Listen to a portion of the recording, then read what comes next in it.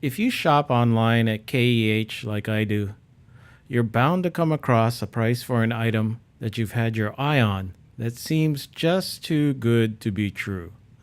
Sure enough, after you click on the picture, you are confronted with a nice stock photo on the left, but the description for the item will be UG.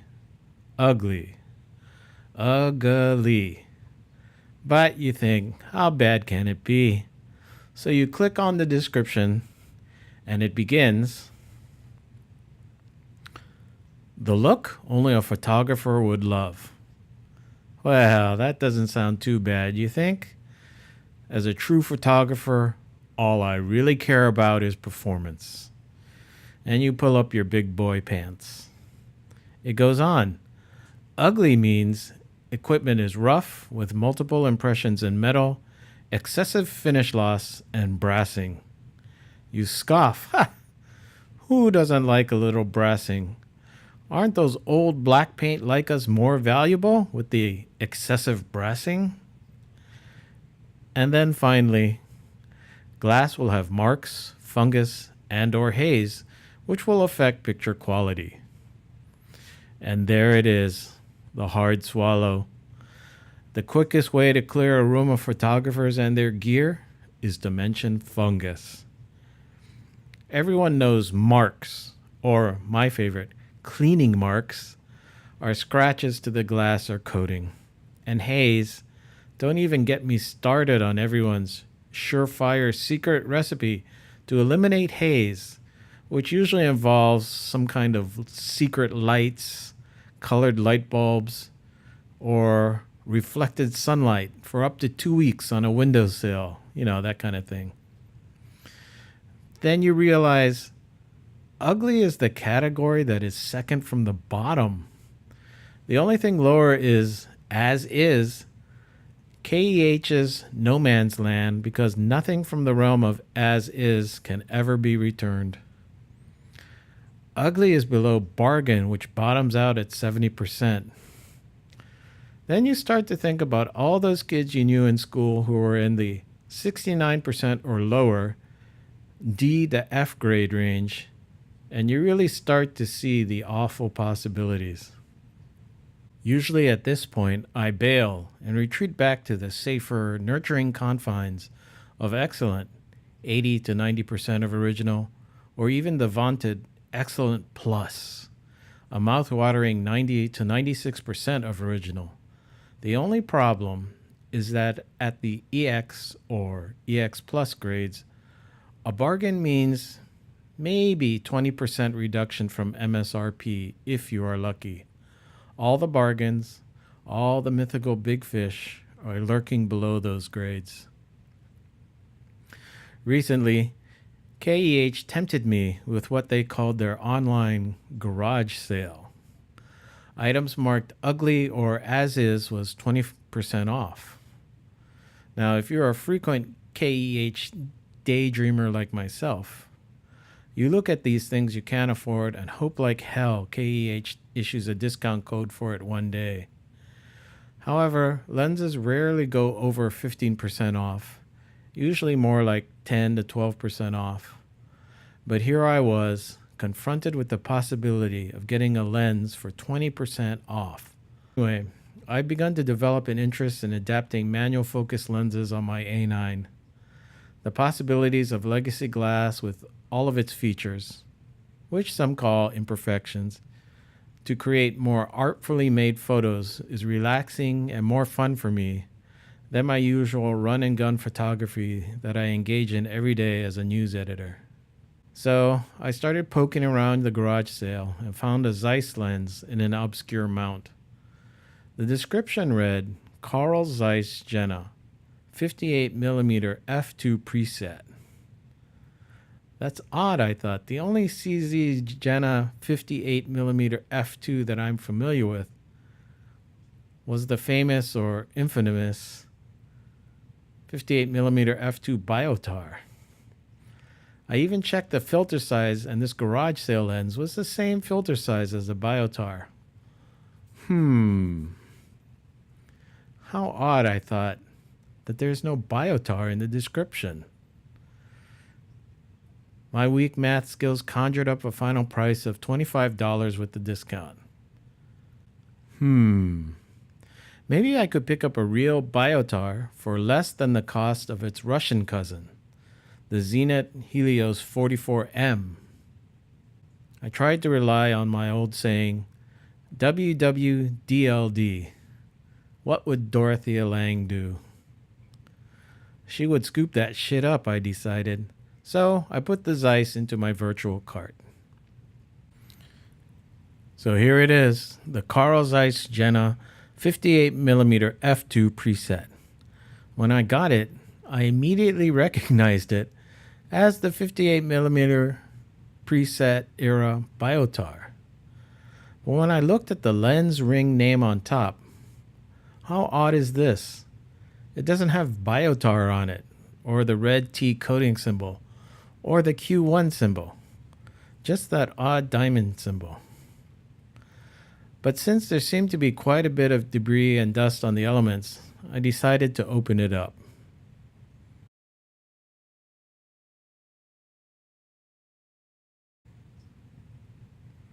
And here we can see the truth. There was the fake ring, and this one was the real ring.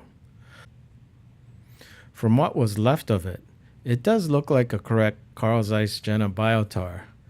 But someone had really fucked it up trying to get that front ring off with some kind of tool. So it looks like someone had tried to open the lens up and had given up, I guess. Miraculously, there was no scratches on the front element. And I was fairly sure that whoever tried to open up this lens was no professional. So after digging a few ditches into the lens ring and realizing the damage and the loss of value they had caused, they just decided to give up. But I was able to open it up without further damage.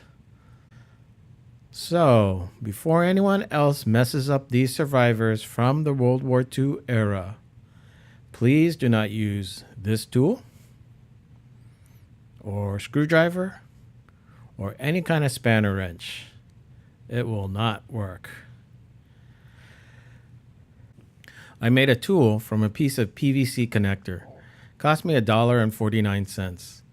I reduced the diameter of the pipe a bit with 2 types of sandpaper.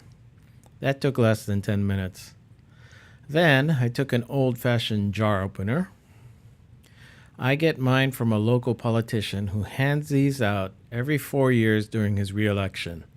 It's the only time I ever see him. And I cut a circle out of it that covers the lens completely. Then I just applied downward pressure with my PVC connector and twisted, like opening a stuck jar of spaghetti or something like that. I like using this jar opener rather than any kind of duct tape or gaffer's tape, as the jar opener leaves no sticky residue that you have to clean up in the filter rings. Anyway, long story short, I opened the lens up, cleaned up the insides and the elements, and since the aperture blades were clean, I just popped it all back together. So, how do I feel about the lens now? Given the cosmetic damage to the ring, I don't think it will rise out of the ugly category. But the damage has made people overlook the quality of the glass on this lens, which is very clean and clear now. The focusing, aperture setting, and preset ring of this lens is very smooth. The mechanics are at least in the excellent category. And it cleaned up exterior-wise pretty well. So it's a keeper for me, and once my adapter comes in, I have a feeling I'll be selling my Russian cousin of this lens pretty soon. After my success finding the Zeiss lens, I also found a Pentax telephoto. These days, I don't have much use for telephoto lenses. My kid is done with sports, and wildlife does not interest me very much. But since my longest manual focus lens stopped at 110 millimeters, I thought a manual focus telephoto might be fun to play around with. And since I love the focusing ease and bokeh of my 8-element Pentax Super Takumar 50mm 1.4, I decided to try this 200mm f3.5 with its 18 blade aperture and give it a try. When I received it, I was amazed by the condition of the lens. I mean, look at it. In eBay auction land, this thing would probably be called mint, or at least near mint by all those Japanese sellers. Look at that impressive tripod mount. They don't make them like this anymore.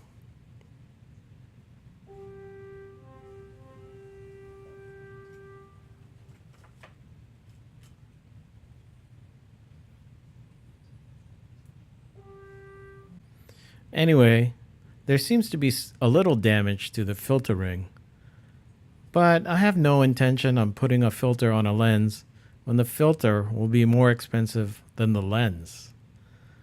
The insides were filled with dust and debris again, but nothing major. The optical formula for this lens is very simple, 4 elements and 4 groups. So it was very simple to take it apart and clean it. So again, I took this one apart and cleaned all the elements, put everything back together. And I really think I have a lens that is better than bargain. And definitely in the lower end of excellent, at least. Is there an excellent minus? So in the end, with a little investigation and cleanup, I will be keeping both of my garage sale lenses. And I think that is KEH's little secret. They price the ugly stuff low enough to draw you in, hopefully in a condition good enough that you can see yourself using it in your photography kit. And it is such a bargain that returning it seems like you will be on the losing end of the transaction, both photographically and financially. Or a shorter way of saying all of this would be, ugly condition has the look and value only a photographer would love.